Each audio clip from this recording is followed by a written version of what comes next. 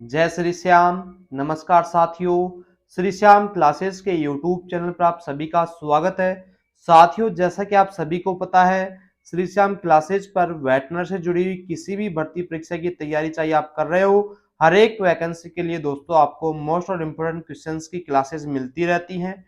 तो जो भी साथी भाई आज यूट्यूब चैनल पर अपनी पहली बार आया है, चैनल को सब्सक्राइब करें, बेल आइकन को जरूर प्रेस करें। साथियों, आज की क्लास होने वाली है वेटनरी कैनल मैन के लिए। साथियों, हाँ जी मेरे दोस्तों, जो कैनल मैन की तैयारी कर रहे हैं उनसे संबंधित महत्वपूर्ण क्वेश्चंस आज की इस क्लास में अपन देखने वाले हैं।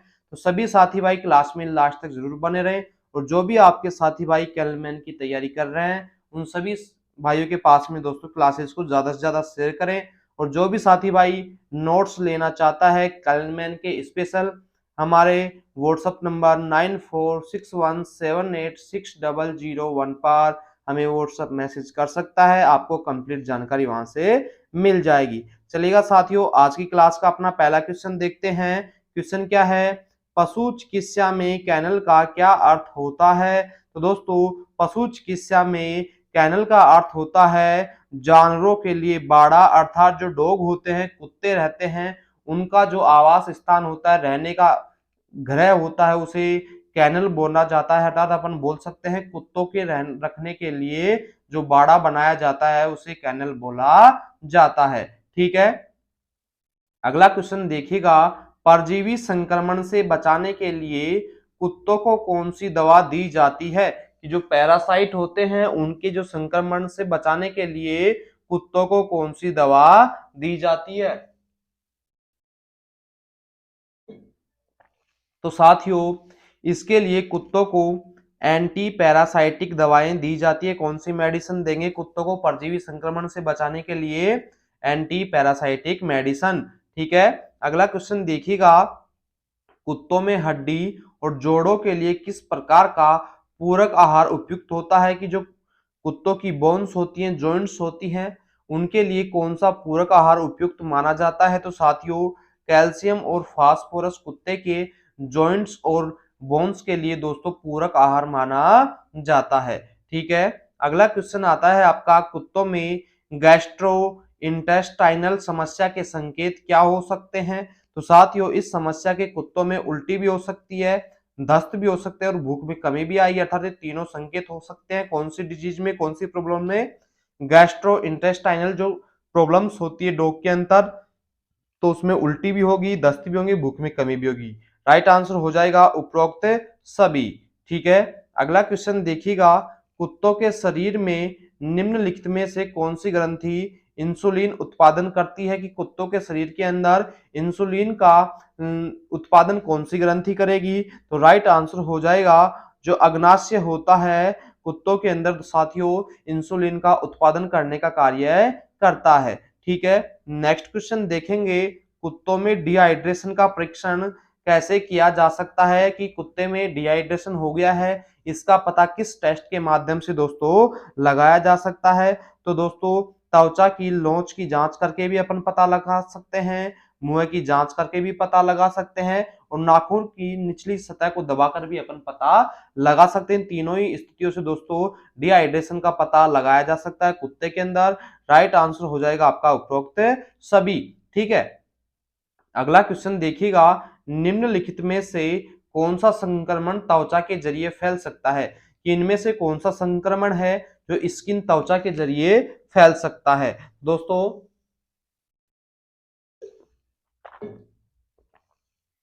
राइट आंसर हो जाएगा आपका जो रिंग वर्म संक्रमण है, यह स्किन त्वचा के माध्यम से दोस्तों फैल सकता है। ठीक है, अगला क्वेश्चन देखेंगे मेरे साथियों। कुत्तों में हीट स्ट्रोक के लक्षण क्या होते हैं? तो दोस्तों, जब कुत्ते में हीट स्ट्रोक हो जाता है तो उसमें अत्यधिक पसीना आने लग जाता है, बेहोशी या सुस्ती भी होने लग जाती है और अत्यधिक लार आने लग जाती है। अर्थात ये तीनों लक्षण आपको कुत्तों में हीट स्ट्रोक के दौरान देखने को मिलते हैं। तो राइट आंसर करेंगे उपरोक्त सभी, ऑल ऑफ दीज इसका राइट आंसर हो जाएगा। ठीक है, अगला क्वेश्चन देखेंगे साथियों। कुत्तों के लिए सही समय पर कीड़े मारने की दवा देना क्यों महत्वपूर्ण होता है? कि कुत्तों को सही समय पर जो कीड़े मकोड़े मारने की दवाई होती है वो क्यों देना महत्वपूर्ण होता है? क्योंकि साथियों जो अन्य बीमारियां होती हैं उनसे बचाव के लिए दोस्तों कुत्तों को कीड़े मारने की दवाई दी जाती है। ठीक है, अगला क्वेश्चन देखते हैं अपन कि कुत्तों में सामान्य रक्तचाप कितना होना चाहिए। दोस्तों जो कुत्तों का सामान्य रक्तचाप होता है 120 प्रति 80 mmHg होना चाहिए। ठीक है, अगला क्वेश्चन देखिएगा, जब कुत्ता अचानक कांपने या थरथराने लगे तो यह किसका संकेत हो सकता है। कि जब कुत्ता अचानक कांपने लग जाए या दोस्तों थरथराने लग जाए तो दोस्तों ये किसका संकेत हो सकता है। तो साथियों वो ठंड के कारण भी ऐसा कर सकता है, दर्द या डर के कारण भी ऐसा कर सकता है और बुखार के कारण भी कर सकता है। अर्थात इन तीनों ही स्थितियों में जो कुत्ता है कांपने लग जाता है और थरथराने लग जाता है। राइट आंसर हो जाएगा आपका उपरोक्त सभी। ठीक है, अगला क्वेश्चन देखिएगा, कुत्तों में कैल्शियम की कमी से कौन सी समस्या हो सकती है। तो साथियों कुत्तों में कैल्शियम की कमी से हड्डियों की कमजोरी भी हो सकती है, दांतों में भी कमजोरी आ सकती है अर्थात दांत गिरने भी लग सकते हैं और सुस्ती और थकान भी आने लग जाएगी। अर्थात कैल्शियम की कमी के कारण से कुत्तों की हड्डियां कमजोर हो जाएंगी, दांत गिरने लग जाएंगे और सुस्ती और थकान आने लग जाएंगी। राइट आंसर हो जाएगा आपका उपरोक्त सभी। ठीक है, अगला क्वेश्चन देखिएगा साथियों, कुत्तों में पेट की सूजन का मुख्य कारण क्या हो सकता है। कि जो कुत्तों के पेट के अंदर सूजन आ जाती है उसका मुख्य कारण क्या हो सकता है। इसका जो मुख्य कारण होगा गैस्ट्रिक फैलाव के कारण भी, पाचन में गड़बड़ी के कारण और अत्यधिक भोजन करने के कारण, तीनों की तीनों स्थितियों के कारण से दोस्तों पेट में सूजन आ सकती है। राइट आंसर लगा लेंगे आप उपरोक्त सभी। ठीक है, अगला क्वेश्चन देखिएगा, कुत्तों में खांसी और छींक आना किस बीमारी का लक्षण हो सकता है। तो साथियों कुत्ते में अगर खांसी आ रही है, छींक आ रही है, दोस्तों कौन सी बीमारी के लक्षण होते हैं, जो कैनल कफ होती है इस बीमारी के ये लक्षण होते हैं। ठीक है, अगला क्वेश्चन देखेंगे, निम्नलिखित में से कौन सा परीक्षण कुत्तों के रक्त में ग्लूकोज स्तर को मापने के लिए किया जाता है। तो साथियों इसके लिए ब्लड शुगर टेस्ट किया जाता है। क्वेश्चन क्या है कि कुत्तों के रक्त में ग्लूकोज स्तर मापने के लिए कौन सा टेस्ट किया जाता है, ब्लड शुगर टेस्ट किया जाता है। ठीक है, अगला क्वेश्चन देखेंगे, पशु चिकित्सक द्वारा दी जाने वाली एंटीबायोटिक दवाएं किसके लिए होती हैं। कि जो पशु चिकित्सक होता है उसके द्वारा जो एंटीबायोटिक मेडिसिन दी जाती हैं वो किस लिए होती है। दोस्तों एंटीबायोटिक जो मेडिसिन होती हैं ये बैक्टीरिया के खिलाफ कार्य करने के लिए दोस्तों कौन सी दवाएं दी जाती हैं, एंटीबायोटिक मेडिसिन दी जाती हैं। ठीक है, नेक्स्ट क्वेश्चन देखते हैं, कुत्तों में फीलिया का इलाज कैसे किया जाता है। जो फीलिया डिजीज होती है कुत्तों के अंदर उनका इलाज कैसे करेंगे, एंटी फ्ली शैम्पू और स्प्रे से दोस्तों फीलिया का इलाज किया जा सकता है डॉग्स कुत्तों के अंदर।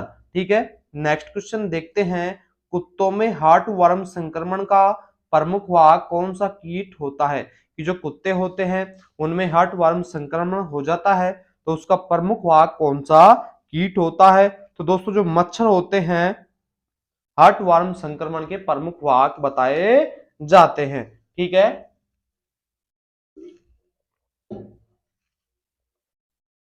अगला क्वेश्चन देखेंगे साथियों, कुत्तों में पैरोवायरस से संक्रमण किस अंग को सबसे अधिक प्रभावित करता है।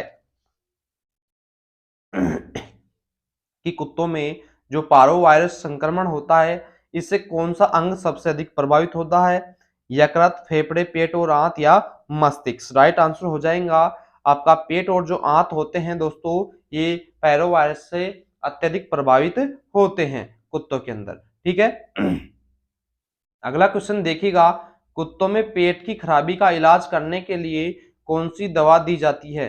कि कुत्ते जो होते हैं उनमें पेट की खराबी हो गई है तो उसका इलाज करने के लिए कौन सी मेडिसिन दी जाती है, एंटी डायरियल जो एंटीबायोटिक्स होती हैं मेडिसिन होती हैं ये कुत्तों को दी जाती है। पेट की समस्या या पेट की खराबी को दूर करने के लिए कौन सी मेडिसिन देंगे, एंटी डायरियल मेडिसिन। ठीक है, नेक्स्ट क्वेश्चन देखिएगा, कुत्तों में लीवर की बीमारियों का पता लगाने के लिए कौन सा ब्लड टेस्ट किया जाता है। कि कुत्तों में जो लीवर की बीमारियां होती हैं उनका पता लगाने के लिए दोस्तों कौन सा ब्लड टेस्ट किया जाता है, LFT लीवर फंक्शन टेस्ट किया जाता है लीवर की बीमारियों का पता लगाने के लिए। ठीक है।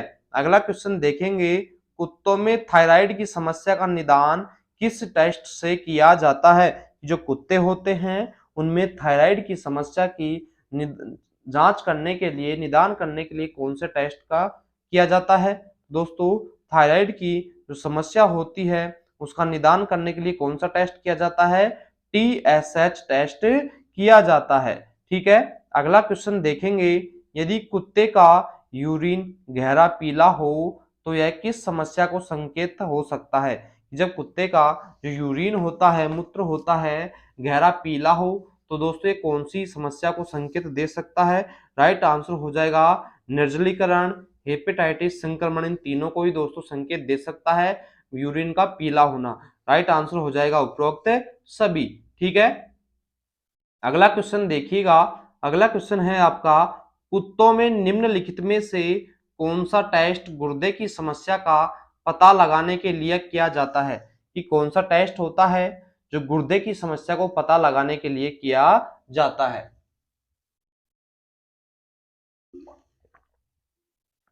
तो इसके लिए साथियों KFT किडनी फंक्शन टेस्ट किया जाता है, ठीक है। नेक्स्ट क्वेश्चन देखेंगे साथियों, कुत्तों में किस बीमारी के कारण उनके पैरों में कमजोरी और हड्डियों में दर्द हो सकता है?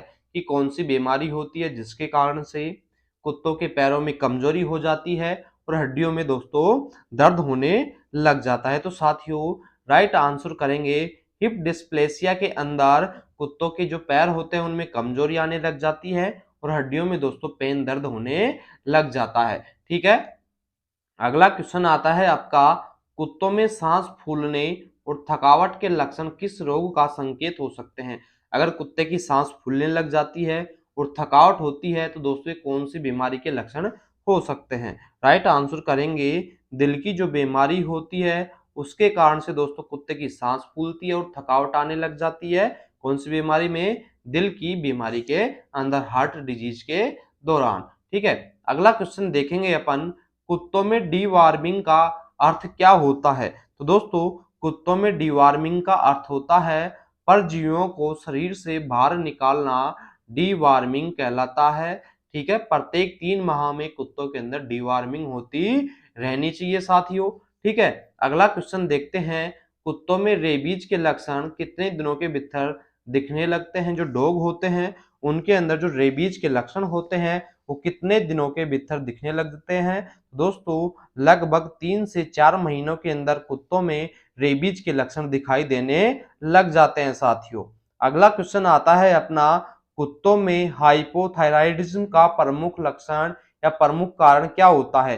कि जो कुत्ते होते हैं उनमें हाइपोथायराइडिज्म होती है तो उसका प्रमुख कारण क्या हो सकता है? तो साथियों राइट आंसर करेंगे थायराइड हार्मोन की कमी के कारण साथियों कुत्तों में समस्या देखने को मिलती है, ठीक है। अगला क्वेश्चन देखते हैं अपन, कुत्तों में बुखार का तापमान कितना होता है? तो आप सभी को पता है 101.5 डिग्री फ़ारेनहाइट से लेकर के 102.5 डिग्री फ़ारेनहाइट तक कुत्तों का सामान्य टेम्परेचर होता है। अर्थात अपन बोल सकते हैं कुत्ते में जो बुखार का टेम्परेचर है वो 103 डिग्री फ़ारेनहाइट या उससे अधिक हो जाए तो दोस्तों उसको फीवर हो जाता है, ठीक है। अगला क्वेश्चन देखिएगा, कुत्तों में एक प्रमुख जिगर रोग हेपेटाइटिस का कारण क्या होता है? कि जो कुत्ते होते हैं उनमें एक प्रमुख डिजीज होती है, कौन सी? जिगर का रोग होता है, कौन सा? हेपेटाइटिस का कारण क्या हो सकता है? तो साथियों इस रोग का जो कारण होता है वो एडिनो वायरस के कारण से होती है। कौन सी? हेपेटाइटिस जो डिजीज होती है, जिगर का रोग होता है, ये कुत्तों में किसके कारण से होती है? एडिनो वायरस के कारण से, ठीक है। अगला क्वेश्चन देखिएगा, कुत्तों में दस्त और उल्टी का सामान्य कारण क्या हो सकता है?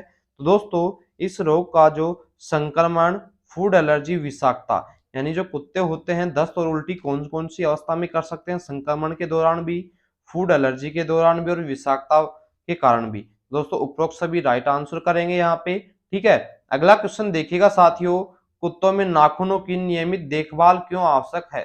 जो कुत्ते होते हैं उनमें जो नाखूनों की नियमित देखभाल होती है वो क्यों आवश्यक होती है? तो साथियों राइट आंसर हो जाएगा चलने में सहूलियत के लिए, पैरों की संरचना को स्वस्थ रखने के लिए और मांसपेशियों पर दबाव कम करने के लिए। साथियों इन तीनों ही स्थितियों में कुत्ते की नाखूनों की नियमित देखभाल करनी चाहिए, अर्थात राइट आंसर करेंगे उपरोक्त सभी। ठीक है, अगला क्वेश्चन है आपका,